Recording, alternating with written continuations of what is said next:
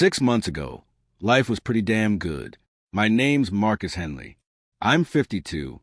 After 30 years of crawling through muddy trenches and hanging off power poles in the dead of winter, I finally earned my retirement. The crown jewel of that retirement? My grandfather's fishing cabin on Clearwater Lake. 2 acres of pure heaven. Pop bought it in 1963 for $800. $800 for lakefront. That's now worth more than most people's full-size homes. It wasn't some shiny McMansion. Hand-hewn logs, a stone fireplace Pop built with his own callous hands, and a screen porch that creaked in all the right places. I kept it off-grid on purpose. Solar panels humming on the roof, well water that tasted like childhood, a septic system Pop would have bragged about at the hardware store. Each morning, the mist would rise off the lake, and I'd hear his voice in my head. The land picks you, not the other way around. He also used to say something I didn't understand until all this happened. Marcus, when someone wants your land real bad, find out why. It's usually worth more than they're telling you. I was about to find out exactly how right he was. Then she showed up, Delilah Cromwell, though everyone just called her the HOA Psycho. 58, fresh from some California subdivision, where being neighborhood dictator was apparently a full-time job. She rolled into our peaceful lake community in a pearl-white Escalade with vanity plates that read, Rule 1, I wish I was kidding. She wore her HOA president badge on her blazer like a sheriff's star, and she had one mission, turn our rustic lakefront into what she called an upscale resort community. Within 2 months of her arrival, 3 elderly couples had already sold their cabins to interested buyers. Cash deals, fast sales, too fast. Pop's voice echoed in my head, but back then, I still thought she was just another power-drunk busybody with a clipboard. That changed on a Tuesday morning. I'm on Pop's porch, coffee in hand, watching a pair of loons teach their chicks to dive, when I hear the sharp click, click, click on my wooden dock. Designer heels. At 7 a.m., on my private property. 10 minutes later, she's taping this official-looking notice to my screen door. Violation citation. Unsightly dock structure damaging community property values. Fine, $500. Compliance required within 72 hours, or daily penalties will accrue. My dock, the same weathered dock Pop and I reinforced together when I was 12, now apparently an eyesore threatening the entire neighborhood's real estate market. Being a reasonable guy, I walked over to explain that my property predates the HOA by about 40 years. I barely got the words out before she turned, hands on hips, and said, Everyone on this lake answers to me, sweetie. Ask the Hendersons how well fighting me worked out for them. The Hendersons, my elderly neighbors who had suddenly decided to downsize after 23 years on this lake. Something cold settled in my stomach. Then she started circling my cabin with her phone out, snapping pictures of my solar panels, my vegetable garden, even the hand-carved porch railings Pop made.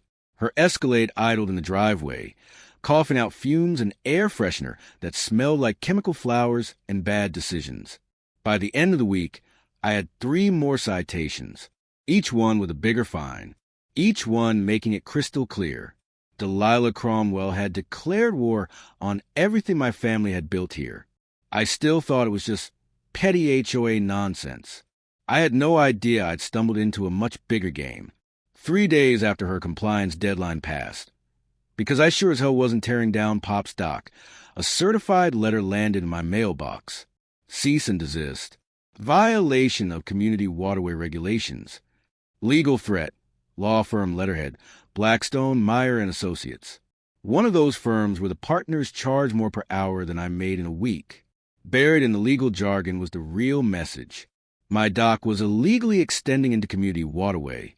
I owed $3,000 in retroactive violation fees, and they were threatening to slap a lien on my property if I didn't pay up in 10 days. I'll be honest, my first reaction was panic. They had fancy lawyers. I had a toolbox and a bad attitude. Then Pop's voice came back to me. When someone's trying to legal talk you out of your land, the truth is in the county records. Never trust what they tell you. Go find the actual papers. So I drove down to the county courthouse. You know the place, musty basement. Fluorescent lights buzzing, everything important buried under dust. The clerk, Betty, remembered Pop from his fishing tournament days. She helped me pull the original property surveys. What we found made my blood boil. My grandfather's lot didn't just go to the water's edge. It extended 50 feet into the lake. Deed stamped 1963. Clear as day. That dock wasn't trespassing on community property. It was sitting smack in the middle of my lake. And the HOA? Established in 1998, 35 years after Pop bought his land. Meaning, my property was grandfathered in. I had rights those HOA clowns couldn't touch. I left the courthouse with copies of everything, feeling pretty damn proud of myself. That lasted until I tried to go buy groceries. Her Escalade was parked sideways across my driveway. Not near it, not sort of in the way, directly blocking it, like a one-woman police checkpoint. I walked up, knocked on the window. She rolled it down an inch. "Oh, Marcus, I'm just reviewing the community parking regulations. This might take a while." That mechanical hum of the engine, that sickly sweet scent of her air freshener. It was like being trapped in a bubble of pure, weaponized passive aggression. I'd built half the county's electrical infrastructure, and here I was, held hostage in my own driveway by a suburban tyrant with a Facebook account. And she was just getting started. Within a week, she'd formed the Lakeside Beautification Committee. Sounds wholesome, right? In reality, it was a hit squad targeting anyone who didn't fit her country club vision. Suddenly, neighbors who'd waved at me for years were crossing the street to avoid eye contact. Her Facebook posts were masterpieces of passive-aggressive warfare. Concern about eyesore properties affecting all our home values. Some people just don't care about the community. Hashtag Lakeside Strong, hashtag property values. The comment section turned into a feeding frenzy. People I'd known for decades were suddenly property law experts. Parroting Delilah, like she was some real estate prophet. 3 neighbors apologized to me privately. Tom and Susan Martinez pulled me aside during a walk. She told us if we didn't complain about you, she'd start citing us. Tom said, "She's already gone after Mr. Peterson's flower boxes and the young couple swing set. She's got something on everyone." Then Tom dropped the real bomb. Her husband works up at the state capitol. Connected, political stuff. That hit me like an ice bath. This wasn't just HOA drama anymore. This woman had reach. That night, I found orange spray paint all over my mailbox. Comply or leave. What Karen didn't know was that my security camera, solar-powered and tucked behind a pine tree, had caught everything, including her license plate at 2:30 a.m. I called the sheriff's office. Guess who showed up? Deputy Chad Cromwell. Her nephew. He looked at the footage, shrugged, and said, "Probably just kids. You know how they are." Pop's words came back. Sometimes you need bigger guns for a bigger fight. I realized I was going to need bigger guns. Karen's next move came disguised as civic duty. First up, Building Inspector Dale Morrison, guy I'd actually worked with on jobs. "Marcus, I'm real sorry. Got a complaint about unpermitted structures. You know I got to follow up." 3 hours later, Dale had crawled through my attic, basement, crawl space. Everything. His verdict? Perfect. Exceeded safety standards. Pop didn't do half measures. Next day, Environmental Officer Janet Bennett. Complaints about my septic system contaminating the lake. System was not only fine, it was better than most modern ones she saw. Then Fire Marshal Bob Rodriguez. Anonymous tip about hazardous solar wiring. He gave my setup a clean bill of health and a compliment. To me, it was 3 wasted days and 3 knots in my stomach. On paper, it looked like I was a walking safety hazard. And that was the point. This was bureaucratic harassment, layered thick enough to look legitimate. While I was juggling inspectors, Karen was working the media. She somehow landed a spot on Channel 7's Community Spotlight, acting like some brave citizen trying to protect our family-friendly lake environment. She showed carefully angled photos that made my cabin look like a collapsing shack, talked about dangerous conditions threatening children's safety. She even did her on-camera interview standing on my dock, the one she claimed was illegally trespassing. My phone buzzed nonstop with angry messages from people who'd seen the story. Half the lake now thought I was a ticking time bomb living off-grid in a death trap. And that's when Karen made her first mistake. She underestimated my friends. My buddy Jake from the electricians union called me. Marcus, that lady's full of it, and everybody knows it. You built half this county's clean energy. Your solar setup is the one I show apprentices. Within 2 days, Jake organized over 20 master electricians to stop by and inspect my place. They posted online publicly that my system was safer than most commercial projects. Karen lost a hazardous solar angle overnight. That's when my old high school buddy Chuck Davis, now a lawyer, came over with a 12-pack and a worried look. Marcus, the Attorney General's office has been investigating HOA corruption, harassment patterns, forced sales, cash buyers. Your story fits a pattern. What kind of pattern? I asked. Elderly owners hit with bogus violations, property values driven down, mysterious investors swoop in with cash. People like you, who don't roll over, get targeted hardest. He took a sip of his beer and looked at me. The AG's office is looking for a witness with documentation. Someone like you. That night, I started a detailed log. Every citation, every inspection, every anonymous complaint.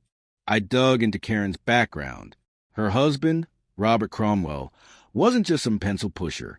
He was state Democratic Party treasurer, with access to development plans, zoning changes, political connections in multiple counties. The morning coffee didn't taste like peace anymore. It tasted like a countdown. Karen's next phase was pure character assassination. One Facebook post flipped everything. Urgent safety concerns about aggressive behavior from lakefront resident. Please keep children away from Eastern Shore area. We'll be filing for protective measures. Hashtag lakeside safety. Aggressive behavior. Me, the same guy who ran the kids' fishing derby for 15 years. Within hours, it had been shared dozens of times. The comments were a digital lynch mob. Knew something was off about that man. Heard he threatened an HOA board member. Thank God for Delilah protecting our kids. Half the accounts posting? Stock photos. Generic names. Classic fake profiles. Karen wasn't just ranting. She brought a social media machine. 2 days later, she filed for a restraining order. Her petition painted me as unstable, threatening, dangerous. Total fiction. Judge Patricia Harris knew my family. She took one look at the nonsense evidence and threw it out, but the damage was done. Now my name was in court files next to words like threats. I'll admit, there were nights I sat on Pop's porch, beer in hand, wondering if this fight was worth it. Retirement was supposed to be peaceful, not a legal war zone. Then backup arrived. Retired Judge William Bill Carter, who used to fish with Pop back in the 70s, showed up at my door with a thermos of coffee. Marcus, that woman's playing a game your grandfather would have sniffed out in 5 minutes. She's counting on you feeling alone. He leaned in. Nobody goes as hard over petty rules. There's money involved. Big money. The local VFW, where I'd been a member for 20 years, issued a public statement calling Karen's accusations baseless attacks on a decorated community member. The Historical Society highlighted my cabin as one of the last original structures on the lake, a piece of local history. The environmental watchdog group praised my sustainable lifestyle. For the first time in months, I felt something I hadn't felt, hope. But Karen responded the only way she knew how, by going bigger.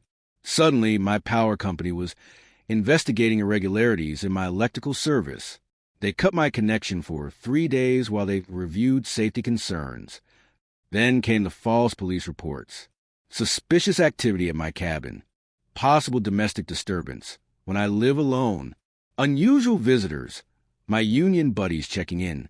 Each report brought deputies to my door. Each visit generated another incident number. And who kept showing up? Deputy Chad. He'd lean against his cruiser, hand on his belt, smirk on his face. You know, Mr. Henley, if you just apologized to my aunt and brought your property into compliance, all this might stop. That's when it hit me. This wasn't just about my cabin. This was a message to everyone on the lake.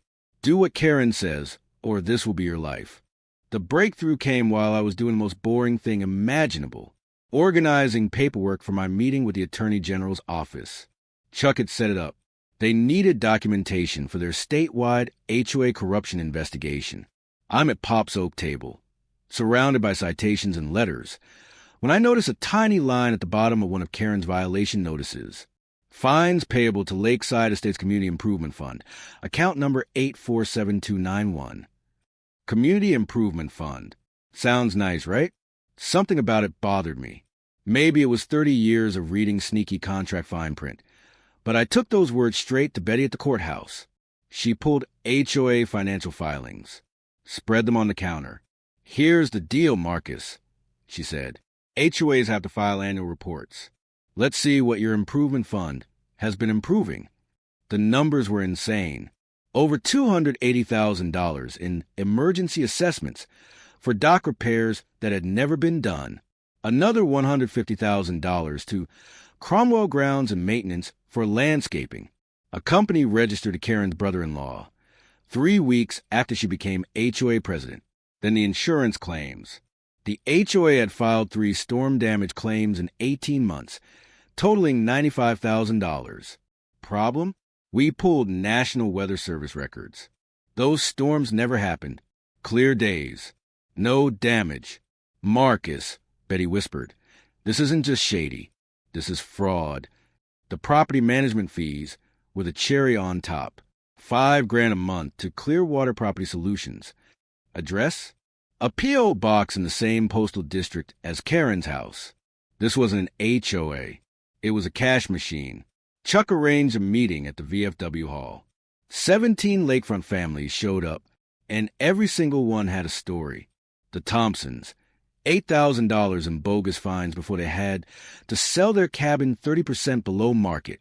The Garcias, $12,000 in emergency assessments for lake improvements that never happened. Mrs. Patterson, bullied with legal threats until she abandoned her home of 43 years and moved in with her daughter. The pattern was the same.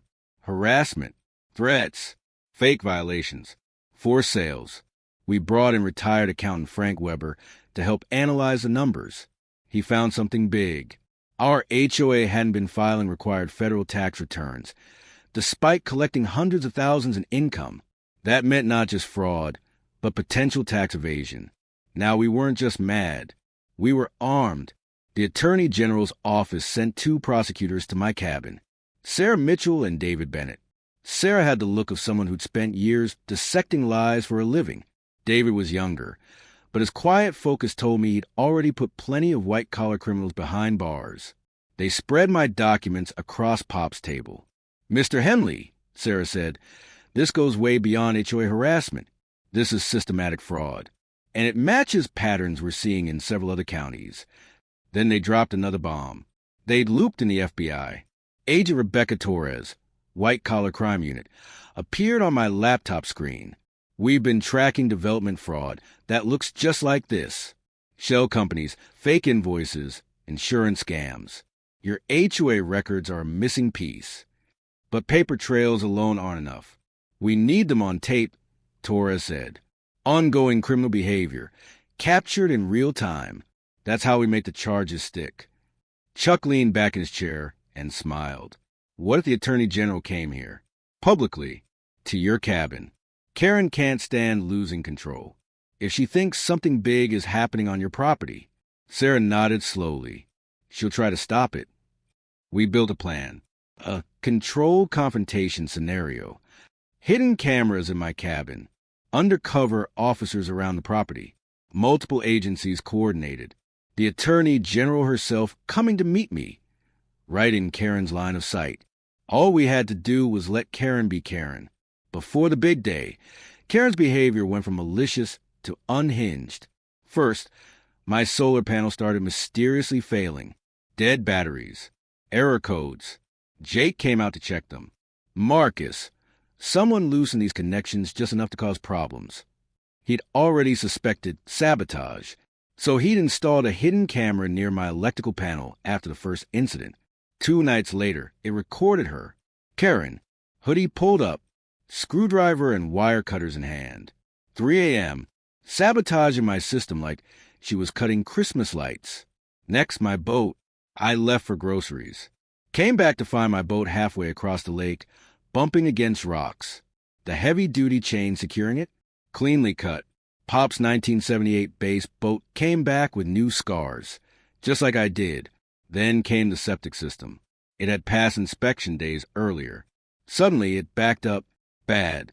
The smell was brutal, like sewage and chemicals had a baby. The emergency tech found the cause. Industrial-grade drain cleaner. Someone dumped commercial chemicals into your system, he said. This isn't an accident. This is sabotage. The repair bill? $3,200. The forensic evidence? Priceless. Meanwhile, online, Karen's fake account army was back at it, posting about my dangerous property in declining conditions. She also started targeting my supporters. Jake's electrical license was suddenly under review. A complaint was filed against Bill Carter with the Bar Association. The VFW got hit with surprise inspections. The Historical Society faced zoning complaints.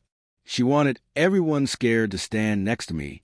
She didn't realize every move she made was now evidence. Then she found out about the Attorney General. Using her husband's political contacts, she learned that Patricia Williamson, the state AG, was coming to my cabin for a meeting. Most people in her spot would lay low. Karen went nuclear. She contacted a government accountability blog, claiming she was being persecuted for political reasons because her husband was in the opposite party. Within days, an article was circulating. Local HOA president targeted by corrupt state officials and a vindictive neighbor. In that twisted version, I was the government's attack dog. Her masterstroke? She planned a live stream.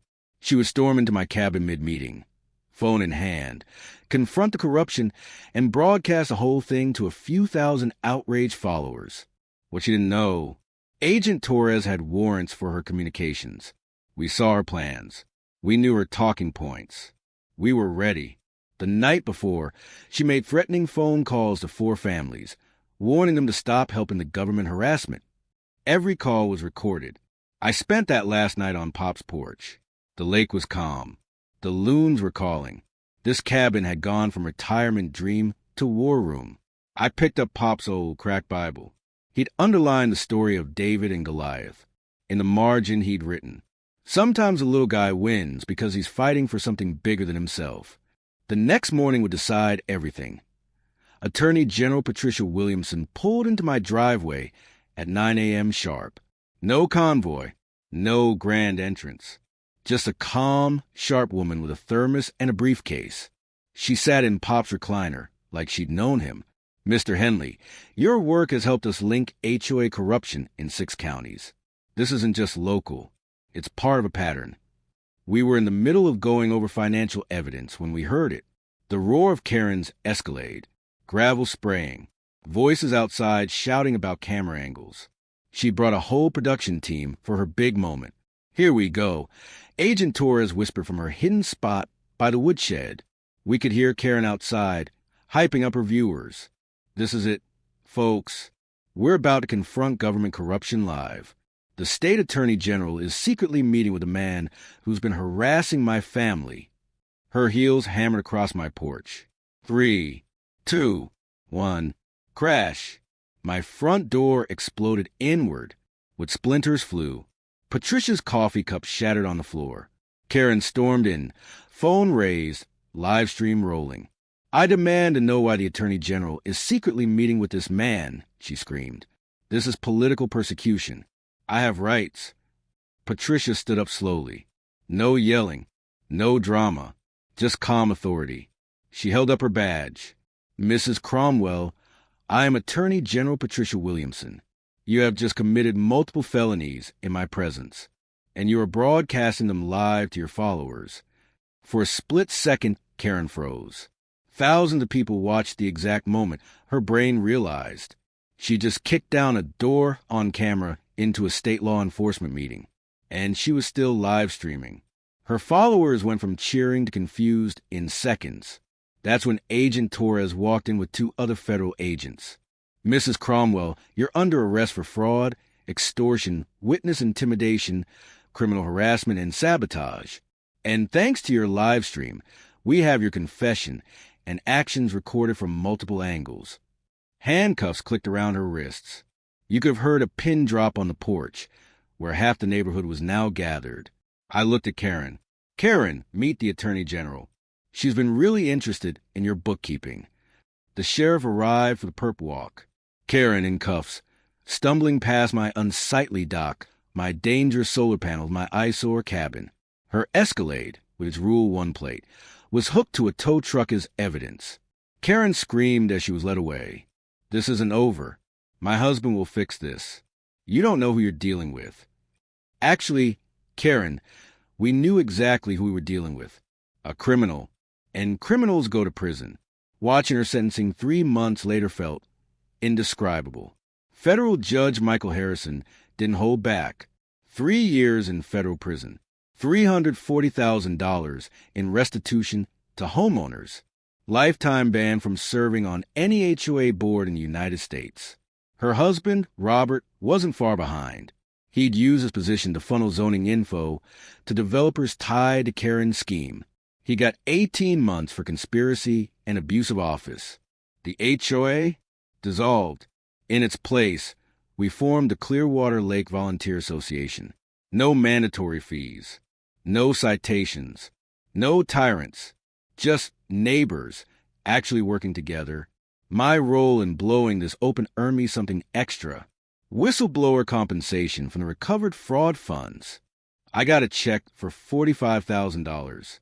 Pop would have said, not bad for telling the truth. But the real payoff wasn't the money. It was the ripple effect. Attorney General Williamson used our case to push new state laws. One of them named after me, the Henley Act. It requires HOAs undergo independent annual audits and makes harassment-based property manipulation a criminal offense. Our evidence helped uncover similar rings in other counties, even other states. Turns out Karen was just one rotten branch on a much bigger tree. The lake changed. The Hendersons came back, bought a beautiful cabin 2 lots down from mine after their old value concerns were voided. Mrs. Patterson moved back from Florida and threw a welcome home party that turned into an all-night celebration. Property values didn't just bounce back, they soared. Not because of resort development, because people felt safe again. My off-grid cabin went from eyesore to example. The state's environmental agency started using it as a model for sustainable living and solar power.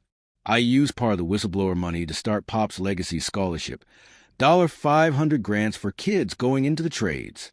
Pop believed in honest work, felt right to honor that. And once a year, we host a Clearwater Lake Festival, raising money for veterans housing. Last year, we funded 3 tiny homes for homeless vets. Where Karen once spread fear, we now have barbecue smoke, kids laughing, live music on the shore. Right now, as I record this, I'm sitting on that same porch, the same boards Pop hammered in, the sun setting over Clearwater Lake, turning everything gold and purple. The loons are calling each other across the water. No more fake citations. No more SUV blocking my driveway. No more designer heels on my dock at 7 a.m. Just peace. The Netflix crew wrapped filming last month. The documentary is called HOA Hell: How One Man Took Down a Criminal Empire. It drops next spring. They paid me enough to add a small guest cabin, somewhere victims of HOA harassment can stay while they fight their own battles. Because here's the truth. Karen wasn't unique. There are HOA tyrants all over the country, using rules and fear and fake fines to bully people out of their homes. But now, there's a roadmap for fighting back. Now I want to hear from you. What would you do if an HOA psycho crashed into your life like this? Drop your HOA horror story in the comments. Tell me where you're watching from. I promise you're not alone in this fight. If this story had you cheering, cursing, or clutching your chair, make sure you, like the video, drop your reaction below. Hit subscribe so you don't miss the next one.